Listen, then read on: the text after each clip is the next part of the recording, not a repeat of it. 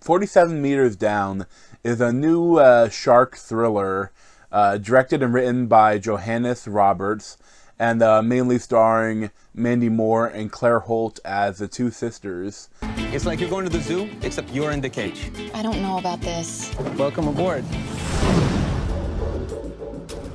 There! Look! It's huge.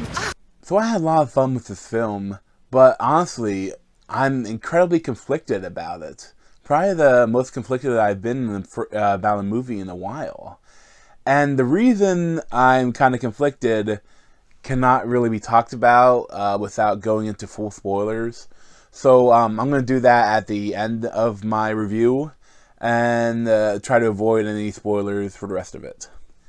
So the main setup of the film is, pretty basic. It's just that these two sisters, the younger one is kind of like the more adventurous world traveler, and the older one is just coming out of a long-term relationship, and they go on a vacation to a beach in Mexico to try to have some fun and bring her out of the funk. And the beginning of the movie is very cliche and generic. They have the really goofy just party montage scene. And, it's like, when I first saw that, I was like, oh man, I hope the whole movie's not like this. But honestly, once they get into the water, the movie really ramps up, and it's really good. So while they're partying, they meet these two hot Mexican guys that can speak English. And they get together a little bit, and then they say, hey, why don't we go dive with the sharks? I have a friend that's a captain of a boat. So they sure, let's do it. And I love that because the big thing is that you don't see, at certain points you don't know, might they just, once they're on the bottom, might they just leave them there? Because after they don't want to be blamed for having two American girls drown on their boat. So there's that's one of the aspects of the film that was really interesting, that raised up the drama and the tension. So the plan was to have them go down 5 meters into the water that they've just chummed, and a bunch of huge great whites are circling around them. And, well, the boat is pretty beat up. And it's kind of funny because the boat and the cage look so janky, but then the scuba gear they have is almost futuristic. And that's the one thing. I have a feeling that a lot of stuff in this film, if you know anything about scuba diving, I feel like you'll be groaning and rolling your eyes the whole movie. The thing, they simplify a lot of things. One thing I noticed that's kind of weird is that they have this huge mask, which kind of allows the camera to see their whole face. And I see why they did that, but they don't want to have their faces blocked. And the other thing is that they can talk incredibly well to each other and to the boat when they're in range.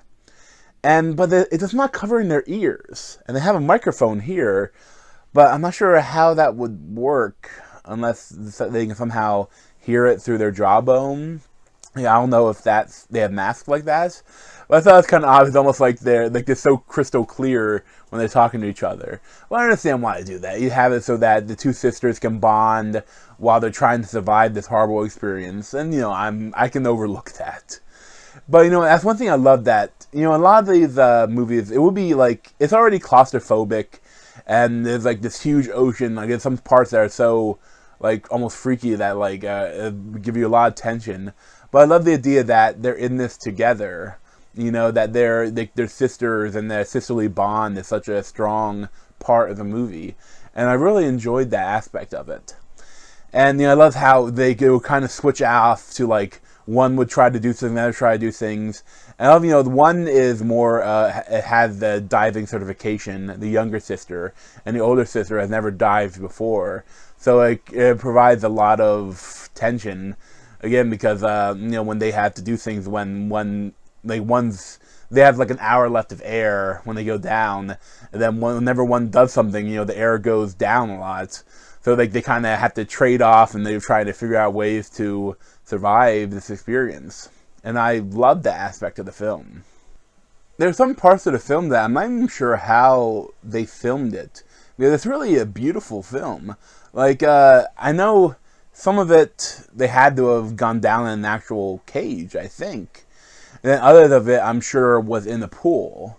That may have, like, either a blue screen or something that they could put in there. And the sharks, like, I know sometimes they must have been CGI, but it seemed like a lot of time that they were real footage of sharks that they made larger and superimposed on the image of the girls in the cage. And it was generally really effective.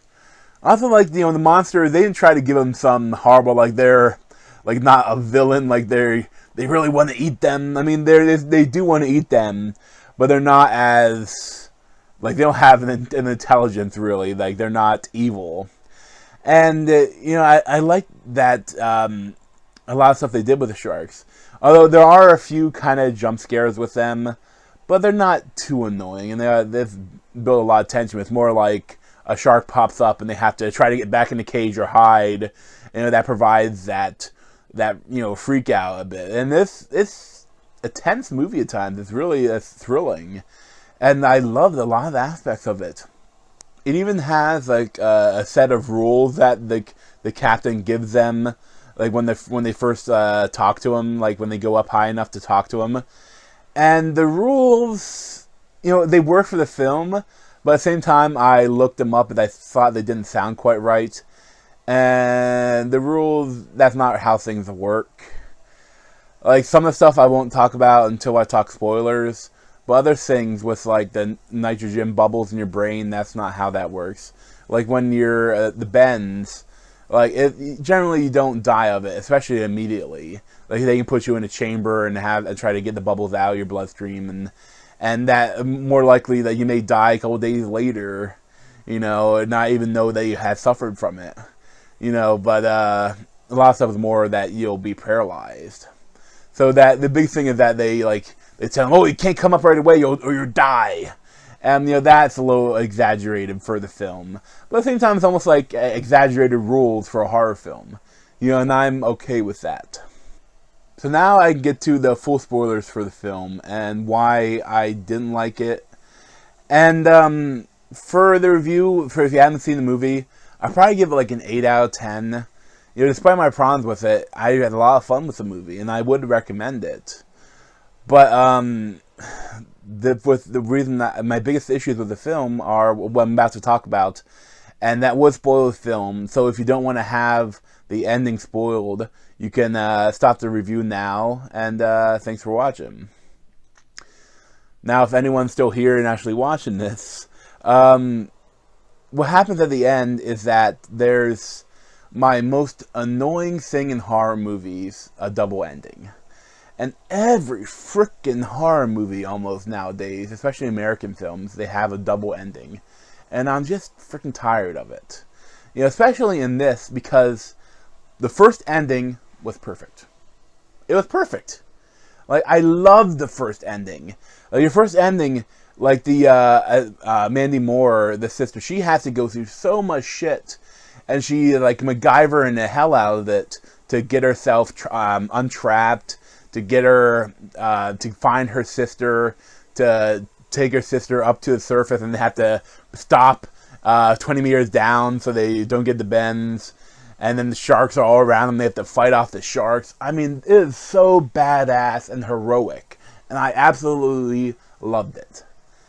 And then, but the thing is, the whole time this was happening, I knew, like right when they sent down the extra tanks, they're like, I didn't want to do this before, because if you switch tanks, you're more likely to experience nitrogen narcosis. And like, you'll hallucinate, so you guys gotta keep an eye on each other. And when I heard that, I was like, oh, god damn it. They're going to do that hallucination fake ending, aren't they? And, it was so heavy-handed, the foreshadowing. Like, it was this foreshadow this happening later, okay? Remember this. Remember it. And when I was experiencing the really good ending, I was like, oh shit, that was wrong. That was a red herring. They're not going to do the fake ending. Oh, that's awesome. And because I thought that, that her sister was dead.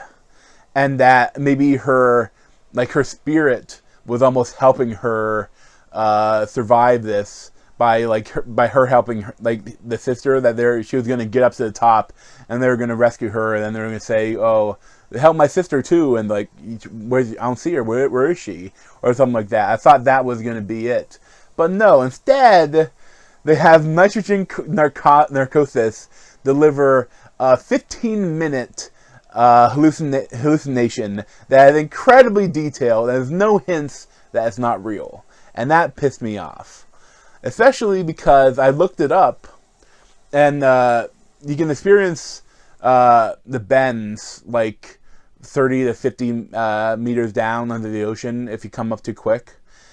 And you can have nitrogen narcosis as well to then, but that's only, it's like being drunk.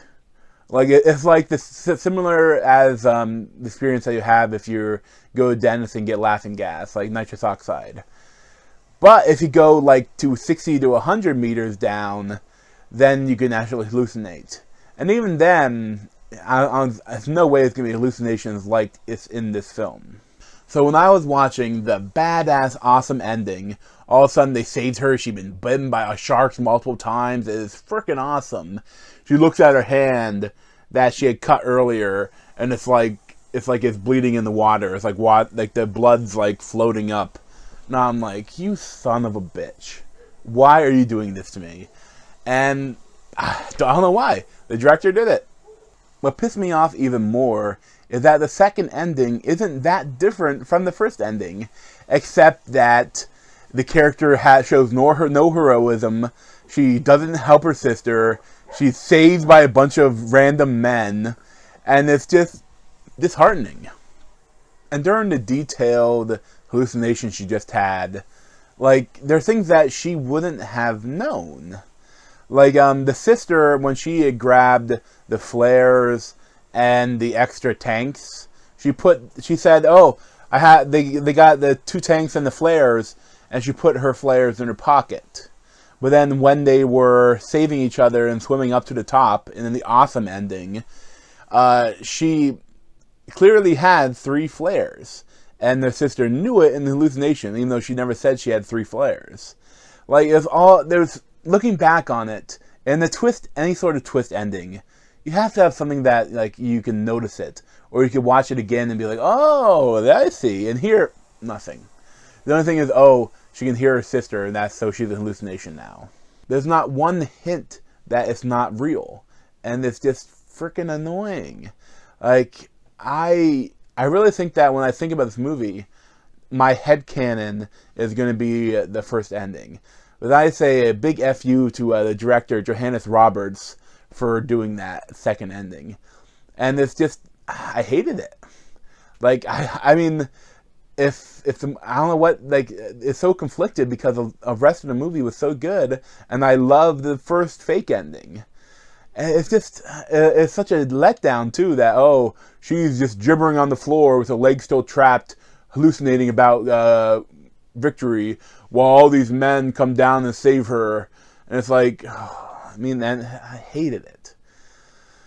Well, what can you do? They made that choice for some stupid-ass reason. But, thanks for watching. You can check out my other video playlist around my head, or subscribe me over here. And, thanks.